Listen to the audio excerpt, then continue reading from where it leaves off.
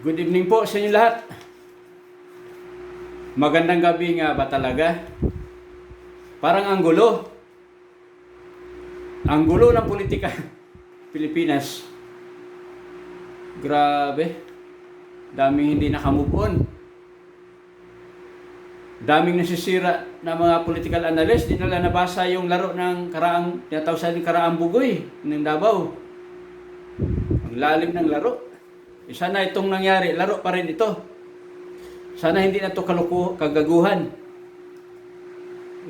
Biro mo magtapat yung tatay at saka anak sa baga vice-presidente, pero actually hindi pa naman nag-file, Lunes pa daw eh. But I doubt kung may tuloy yan. Kailangan naman kalabanin niya yung anak niya. Magalit yung mga kapatid ni Sarah sa kanya. Sinong mas matimbang? Si Bongo yung mga anak niya. Ang gulo ng politika sa atin. Nasira ang mga political analyst. Di nila nabasa ang takbo ng politika. Yung mga iba tumanda na sa ka-analyze ng politika. Talagang master na. Ngayon nasira. Ganyan kagulo. Gulo pa sa gera ng Syria. Iba ka talaga, digong. Tatay. Yung anak mo, kung kalabanin. So, gulo nga yung politika, pero pasalamat din tayo. Hindi dahil sa politika. Yung pinakamalaking problema natin na pandemic, di sana bumaba ang kaso. Salamat tayo nung pumasok tayo sa political season, bumaba ang kaso ng COVID by 47%. Imagine that. So, effective siya na gamot. Kaya tuloy lang natin kahit magulo. Sakit sa ulo. Maganda nga ito, i-disqualify na natin yung mga Duterte sunod na election para di sumakit ulo natin. Hindi, naman, balak na ng mga senador na tanggalin na tong substitution na batas. Naguluhan din sila. Sakit sa ulo. Ibang laro. Ito na nga. Grabe ang gulo. Nung umpisa kasi nito, nung nag-withdraw si Madam Sara, si Mayor Sara, pag withdraw niya yung nauna si Basti nung umaga, withdraw yung certificate of candidacy niya as Vice Mayor. Pagkahapon naman sumunod yung si Sara. Withdraw din niya yung COC niya pagka Mayor. Tapos nangyari, winidro na, tungtuwa na yung kasi yun na yung sinyalis na tatakbo sa national position. Tapos, tungtuwa yung mga maka-BBM, kasi nga, ulit-ulit niya sinabi na hindi siya tatakbo, wala siyang balak tumakbong presidente, pero never niya sinabi na tatakbo siyang vice. So, nung winidro niya yung kandidacy niya pagka-mayor, obvious na yun na takbuhan niya, vice president. Tapos, inendorso pa niya si, nung nauna. Tapos, pumunta siya ng Maynila, nag-meet sila, pagitna nun si Senator Villar, si Senator Manny Villar, kasama yung anak niya. Tapos si Bongbong Marcos, doon sa coffee project, sa coffee shop niya, sa mall nila. So, nakasundo na yun. Tapos bumalik pa the following week. Ayun na yun, doon na nasulat talaga yung script. Tapos hanggang kanina, sinunod talaga ni Inday Sara yung script nila. So, ayun na sana, natuloy na yung Marriage Made in Heaven na telenovela. Ang problema, pumasok sa eksena si Bongo. Dala-dala pa yung tatay ni Sara, mag-BP daw. Pero mo, presidente si Bongo. Tapos daming nainis. Natuwa din naman yung grupo kabila. So ngayon, daming bakit ba kalabanin ni Presidente yung anak niya? Magtapatan sa pagka-vice-presidente. Pero buti na lang, bandang hapon na nalinaw na hindi naman pala nag-file pa. Sabi, Lunes na naman daw. I hope na laro pa rin ito. Parang ginugulo nila. Parang hindi mo na nakita na isa lang ang manok ng admin para hindi rin pipilitin ng oposisyon na mag-join din sila. Na mag-withdraw yung isa para maging vice na lang. Para may patapat sila dito sa malakas, matibay na line-up ng, sabihin natin matibay, di sa pabor-pabor tayo dito, base doon sa mga surveys, talaga totoo naman. Kahit babaligtarin mo, BBM Sara, Sara BBM, parang malakas sa survey, para silang bumangga sa pader. Ang bumangga, giba, yun sinasabi ko. Napakalakas talaga. Kahit ng mga oposisyon na mga leader, sila mismo nagsabi niyan.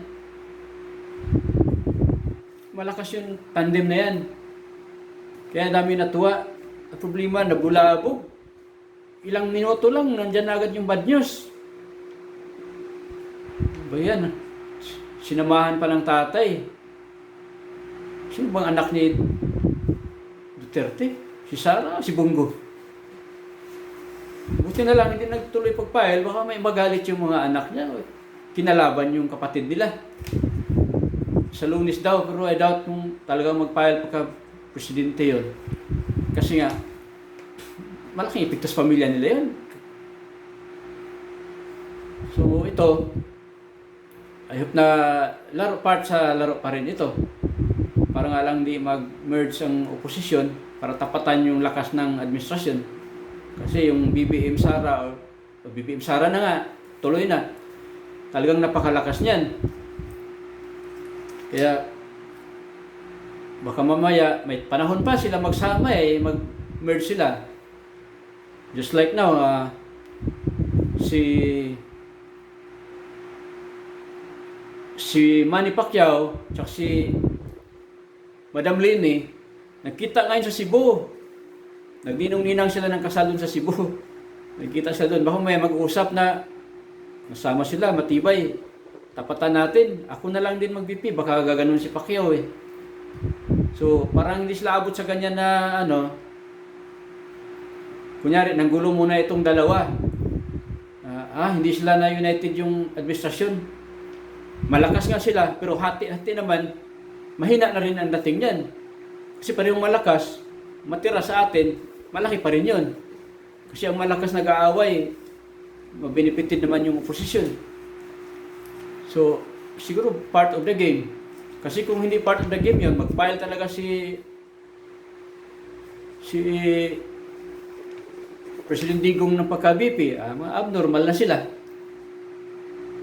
Ayaw na nilang manalo. Patay sa kaso niya sa ICC. So, ganito yun. Effective lang talaga yung pag-iyak ni Bongo siguro. Pero mo yung narinig na niya balita na nag-withdraw si Sara pagka-vice president, pagka-mayor sa Davao. Nung time din na yon, speaker siya doon sa inaugurasyon ng opening na naman ng Malasakit Center sa Antipolo City. Aba, umiyak talaga. Umiyak, parang hindi niya matanggap na si Sara mag-VP. Maagawan siya. Parang nasarapan na siguro mag-VP. Umiyak siya. Nakita din ng tatayan niya na Digong na, huwag ka na umiyak. Gawin na kitang presidente. Ay, nangyari. Sino ba talagang anak mo? Takot ka kay Bongo. Baka takot kay kwento kung sino yung mga girlfriend mo. Joke lang. Siguro maraming alam si Bongo kasi mga anak eh. Ito na yung nangyari, ang gulo. So, daming speculations. Alam nyo ba, hindi lang yan sa taas ang gulo. Kung magulo sa taas, nagkabulbul, gulo sa baba, yung sa local. By the way, speaking of gulo, napa-shout out pala sa akin yung classmate ko sa Cebu, ng political science sa taga Surigao. Tapos may nasabay siya na tanong. Sabi niya, classmate, paano ba to? Yung boss ko,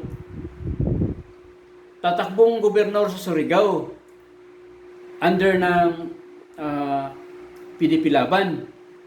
Tapos, classmate, Oscar Utagan Jr. ng Surigao. Para sa ito, yung boss mo, tatakbong gobernador sa Surigao. Tapos ang kalaban, si Congressman Prospero Pichay, incumbent congressman. Tapos lakas si MD yung partido niya. Now, ang tanong, kung magsama si Sara, tsaka si Bongbong Marcos, nagsama na nga, lakas si Sara ngayon, tapos si Bongbong, Partido Federal ng Pilipinas naman yon.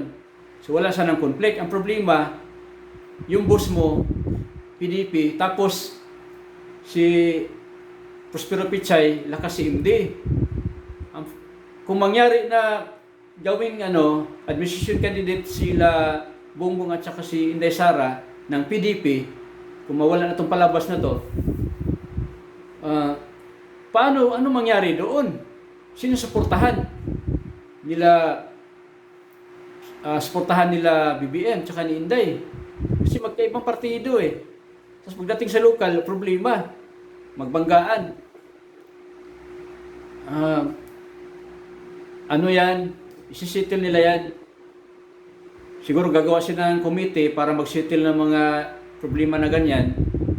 Magaling sa crisis management, magaling sa negotiation. Siguro, may offer, o kung magpa-refund, i-refund. Tapos, isas pagbasyan, equity of the incumbent, yun talaga. Pero, I think wala namang incumbent na gobernur sa dalawa. So, hindi yan ma-apply dun sa kanila.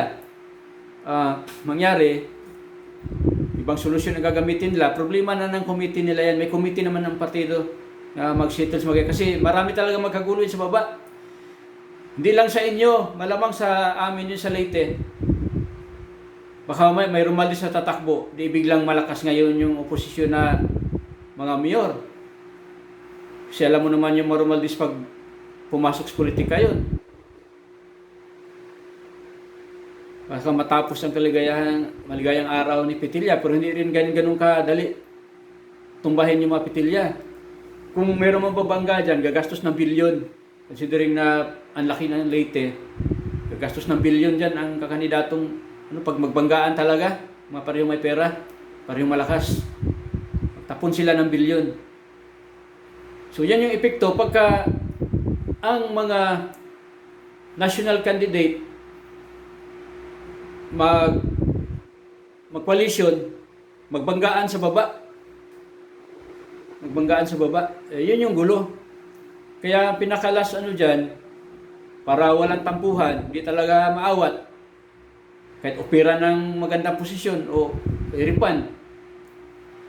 Mangyari dyan, priso na lang, tapos yung wala na lang suportahan o kaya tabla na lang sa funding. Pero ang problema, hindi yan sila dyan, kasi bago tumakbo yan, may mga pera na yan. Alam nila magastos yung politika. So pagka wala na lang magawa, banggaan talaga yan. Yan yung problema pagka may coalition sa taas, tapos sa baba ang gulo kasi kanya-kanyang linya din doon. So yun, classmate, problema na ng partido nila yan. Tapos going back to our topic. Perting gubuta. Ang gulo. Ito na nga. Maraming nagsasabi na baka raw para pinatakbo si Bongo ni PRRD para back up doon sa kandidatura ni Bongbong Marcos. Back up daw dahil mayroong disqualification case. Karamihan alam niyo disqualification case lang, mayroon pang pahabol na cancellation case. Magkaiba yung cancellation sa disqualification. Para sa mga hindi nakaalam, hindi nag-aaral ng political science or related itong mga course na to. For your information, magkaiba yun. Yung disqualification, pag na-disqualified yung pinadisqualify na kandidato, by the time na ma-disqualify siya, pwede papalitan. In the case of BBM, pwede siya palitan ng asawa niya. Pwede siya palitan ni Amy. Di pa pwede si Sandro na Binuild up ngayon kasi bata pa. 27 pa yata, 37. 40 years old ang kailangan magpresidente. So, hindi siya mag-qualify. So, ayun na, pwede siya substitutan pagka na-disqualified doon sa disqualification case. Pero kung doon matalo sa cancellation, yung makancel ang kandidacy niya, doon ang mahirap kasi hindi pwedeng mag-substitute kasi nga cancelled eh. Ano bang papalitan mo dun sa na-cancel nga yun? Hindi mo siya disqualification. So yun yung magkaiba. Ang substitution, ang disqualification, ang kandidato can be substituted. Whereas yung cancellation cannot be substituted. So doon tinitira nila sa dalawa. Kaya nga sinasabi nila, baka back up lang daw just in case na ma-disqualified si Bongbong. Andyan pa si Bongo. Andyan pa daw si Bongo. Pero bakit kung yan ang rason ninyo? Bakit pati si PRRD magpapile din ng vice presidente para back-upan din, baka ma-disqualified si Sara. Wala naman disqualification case si Sara. At talagang wala. Anong klaseng laro yun? Tapos, wag na nating isipin yung DQ. Imposible yun. Kasi kung may mangyari man na DQ, kagawa ng powerful yun. Kung malaruan pa nila yung ganun.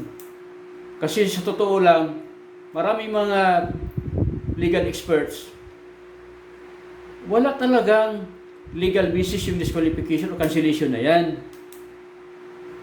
Kasi wala nga kulong sa sentensya ni BBM. So, forget about disqualification or cancellation. No legal basis, panggulo lang yan. Tapos, ang tawag nito,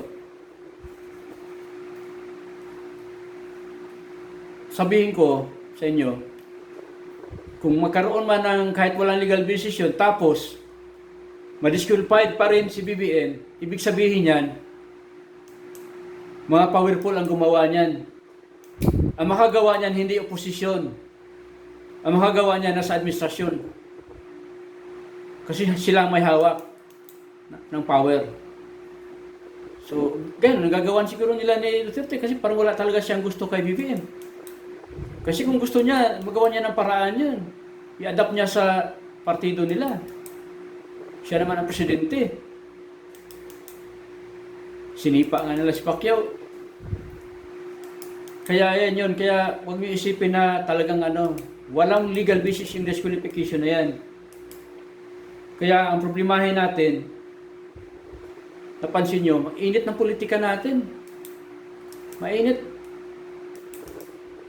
Na ko dun sa laro ng mga yung mga nasagasaan ni Duterte, baka ang dami na nasagasaan, yung mga oligarchs, talagang mga mayaman, hindi na matanggap nila yung ganun-ganun lang.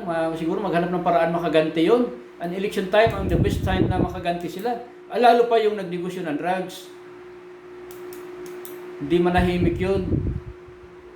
Marami pang pundo yun. Naglaylo lang yun dahil mainit pa. So yan yung problema natin. Dapat di talaga makabalik yung negosyong ganyan. Para yung mga kabataan natin, safe silang mabuhay. Paano kung Pangulo, mapili natin, tinutolerate lang yung mga ganyan? Wala, isipin naman natin. Kaya pagdasal natin, kasi nakita natin, sa panahon pa lang ng substitution, ganun nakagulo. How much more kung mag-upisa na yung campaign period? How much more sa election day? Kaya para sa kinabukasan ng bansa natin, lahat tayo ay makialam. Pagdasal natin ito para sa kaubuti o kaganda ng bansa natin. Maraming salamat po sa inyong pakikinig. Good evening po once again.